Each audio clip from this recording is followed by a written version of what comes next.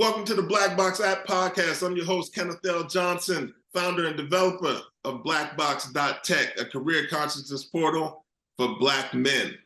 I said Black men, but this is a special edition today. As you can see, I have my first woman guest on the Black Box App Podcast, Guildia from Brothers and Briefcases. Miss Lopez, you are the first one. You trendset again. I mean, listen, I feel honored. This is great. Like, I am used to being the only woman, right? Among amazing, dope men. So I am honored to be your first female guest. So I'm excited about this interview. I'm excited as well. This was supposed to happen. You always wonder who the first person is going to be. And I've thought about that even before meeting you. And I just still think it's so right that it's you. Your energy, your commitment. Let's just jump in and tell the audience a little bit about who Guildia Lopez is. And then let's just go into what Brothers and Briefcases is all about. Okay, so who is Guildia Lopez? Clearly, I'm a Black woman, right? I'm a Black woman born in Guatemala, to Garifuna parents. So I'm an immigrant. I'm a child of immigrant. I'm an immigrant child, first generation, who came here and just made it do what it do. I am everything about community, everything about the development of our community, everything about solution for our community. Some people call me an entrepreneur, some people call me a philanthropist, some people call me a visionary, right? But I'm humbly just a Black woman who just out here doing what her heart desires. Well, I believe that you have successfully made yourself all of those things. And I say that in all honesty, because I've seen some of the brothers that have crossed your path and been part of your initiative and your movement. And it's an amazing group of people, and you're just getting started. When did Brothers and Briefcases get started? So Brothers and Briefcases got started in 2017. Just for those who don't know, Brothers and Briefcases really came to me, the name came to me in a dream. And I really didn't know what I wanted to do with it. As we all know, back in 2015, 2016, the visualization of Black and brown men being murdered just became too much. And I caught myself catching anxiety, and I wanted to do something about it. And I understood that there weren't enough spaces for Black and brown men to be able to be vulnerable and feel safe, right? And feel seen and feel loved and feel celebrated. Because sometimes we judge Black men before we even get to know them. And I wanted to do something about it. So 2017, I had a first panel discussion. It was literally half were my friends and half were just men that I told them what I wanted to do. And there was no logo, no website, no Instagram, no Facebook. It was literally word of mouth. And from there, it went from I didn't know whether or not I was going to continue to do this. I just knew that at the moment that was a desire that I had, and I needed to do something about it. But once I saw how it was such an easy mesh between them. Once I saw how impactful the panel was and how the response of the panel and how comfortable they felt to share everything from business to entrepreneurship to corporate America to mental health, which, back in the days, 5-6 years ago, Black men weren't comfortable about talking about mental health or talking about therapy or whatever the case might be. So once I saw that, I was like, oh, Guildia, you got something special here. So it went from a panel discussion to this brand, right, that you see now. There's a post that's running around social media, and I want to say CeeLo is credited with it, but it basically, and I'm paraphrasing here, but it speaks to someone being able to take an idea out of their mind and make it real, a real living, breathing thing. And telling me you had a dream, and then a name came to you in that dream, and then you acted upon that to create something. That's amazing. Mm-hmm. Thank you. You know, a lot of people, when they hear Brothers and Briefcases, they think of like, oh my God, all type of men with suits and very serious. But I always challenge people to think of a briefcase in two different ways, right?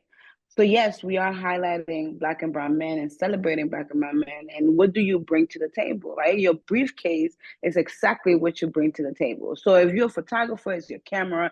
If you're a therapist, it's that. If you're an entrepreneur, it's that, right? But on the other hand of that, what are you leaving on the table? What are you getting rid of so that you could continue to become a better version of yourself? What are you letting go? What if your briefcase is too heavy that the important things that you need to be able to elevate doesn't have no space for it because you're holding on to something else? So this is why we also play a big part in mentorship and mental health, because we wanna be able to not only create a safe space where we celebrate and love you, but also hold you accountable and give you the resources that you need to become a better version of yourself.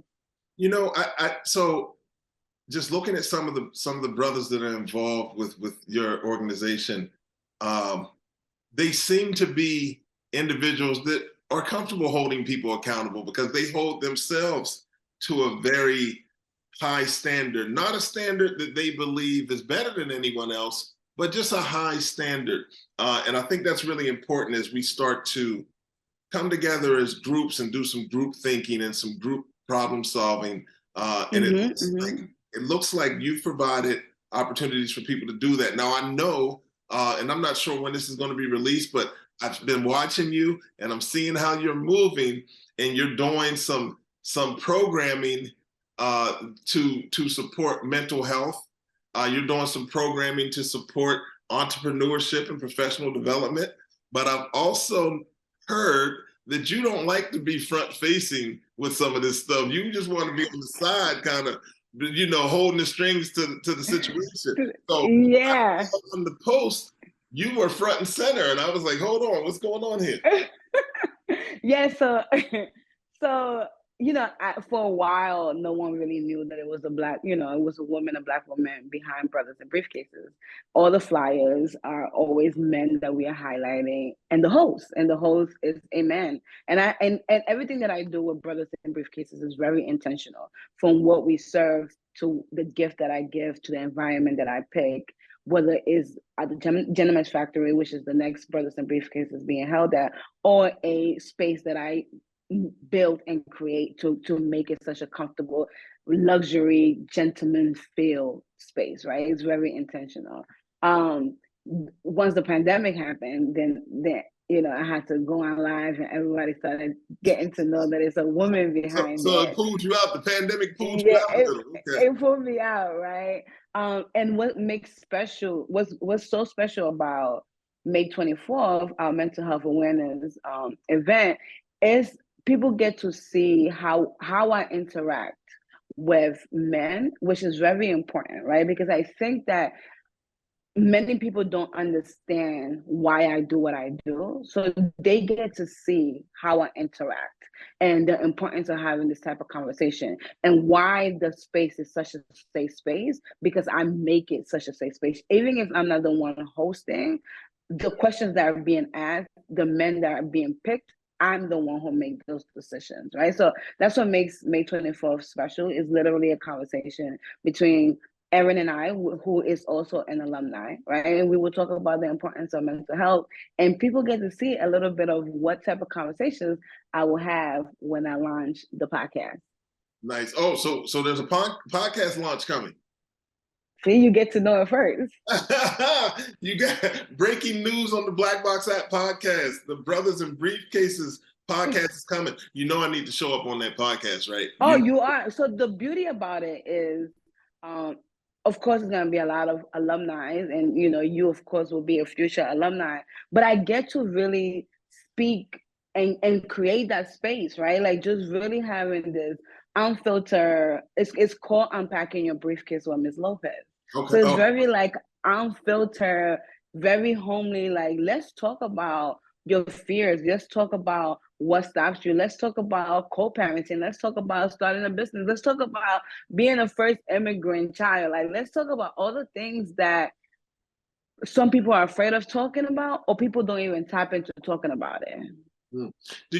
Have you seen, so when you started the organization, and then when you come across people and they see that it's a woman, has there been pushback? How has that been received? I want to say from men and women. Yes. I want to say 95% of the time it's been a great time. It's been received very well. But that 5% is very loud. Wow. You know. I've gotten, what do I know? I'm not a man. How dare I? I've gotten, I'm doing it for clout. This is going on 6 years. Ain't no clout. Right. Again, I started doing this when there was no space for Black and brown men, when all we saw was women empowerment spaces. Before mental health became a topic of conversation, before creating a safe space for Black men became a topic of a conversation.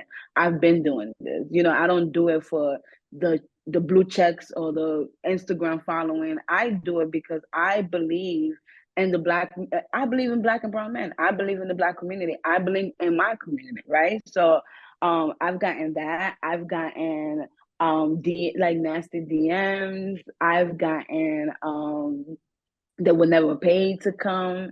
I've gotten, I only choose men who are popular. And I'm like, I've never even, like, what are y'all talking about, right?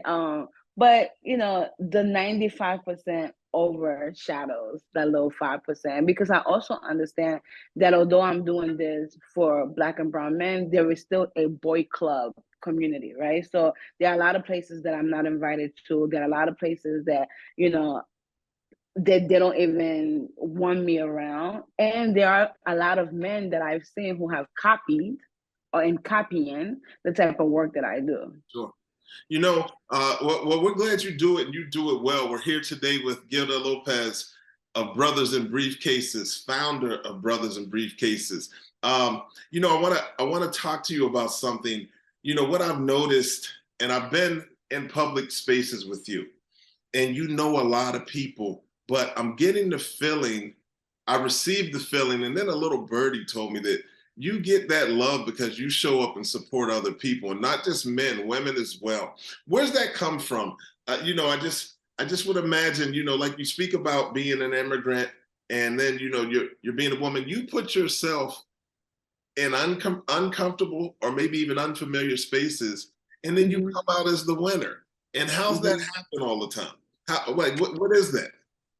I think it comes from being an immigrant child, right? Like, my grandmother raised me, and she raised me with my cousins. And if you know anything about immigrant children, we are raised as siblings in one home, right? I show up with love. I am love, and that's what pours out, right? Like, I believe in community, and community looks like us supporting one another all the time. And support doesn't only mean showing up. Support also means providing access, providing resources, and holding one another accountable. So it comes from that. It really comes from, like, I want to see all of us win, whatever that looks like. So speaking of winning, sometimes to win is a look. And when I look at the website, Brothers and Briefcases, I realize that there's a fashion flair to that as well. Tell me about that. What's that all about?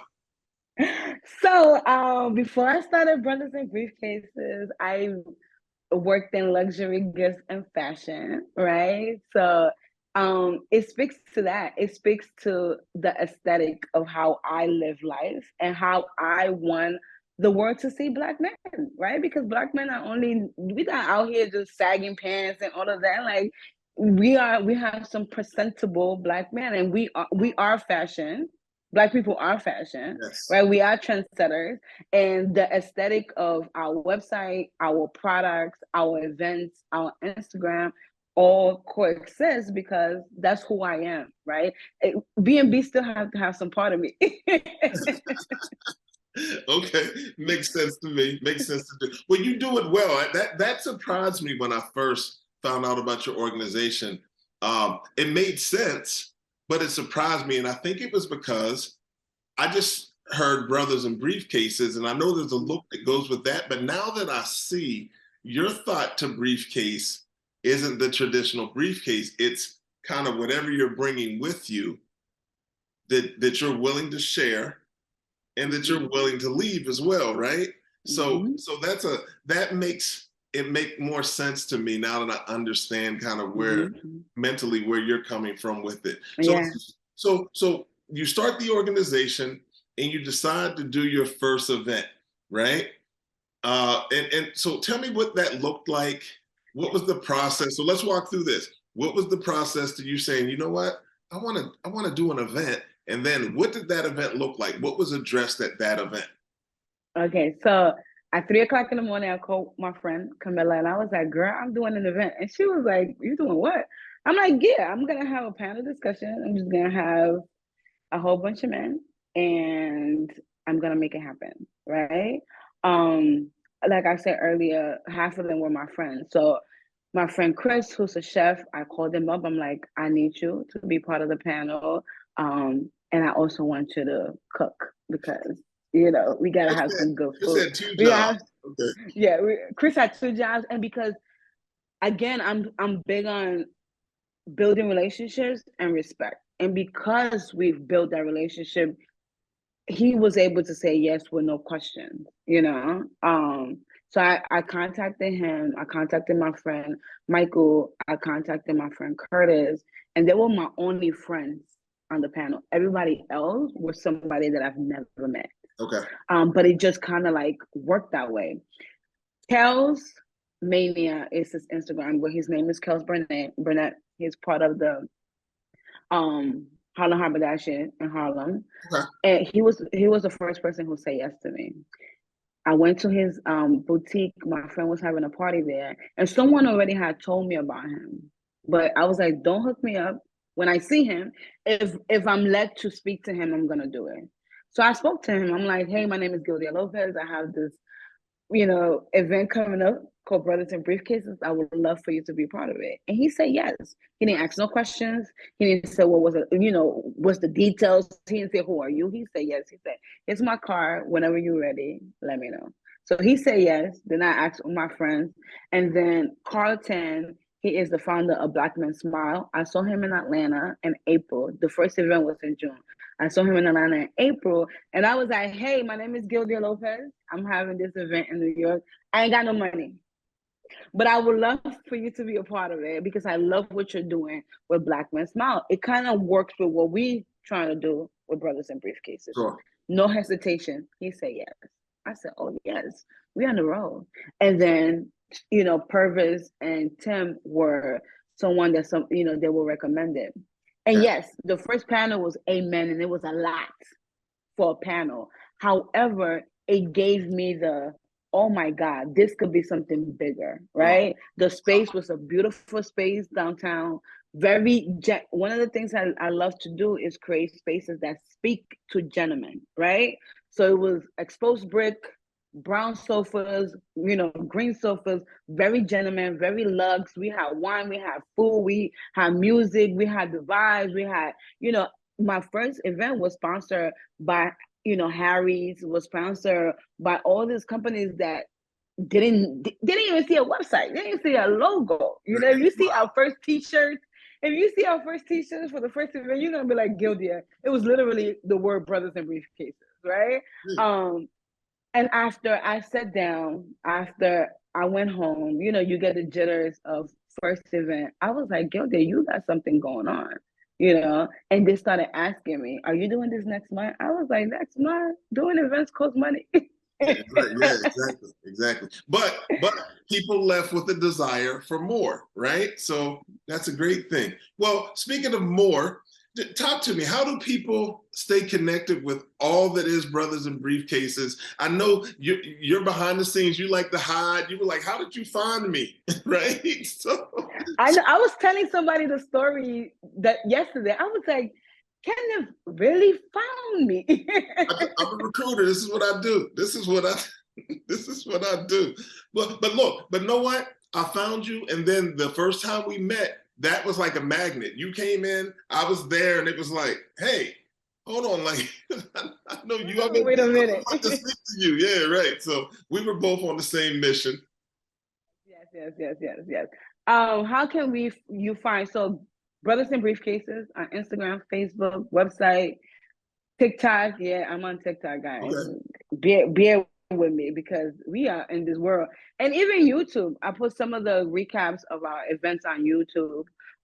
So it's Brothers and Briefcases and all platforms.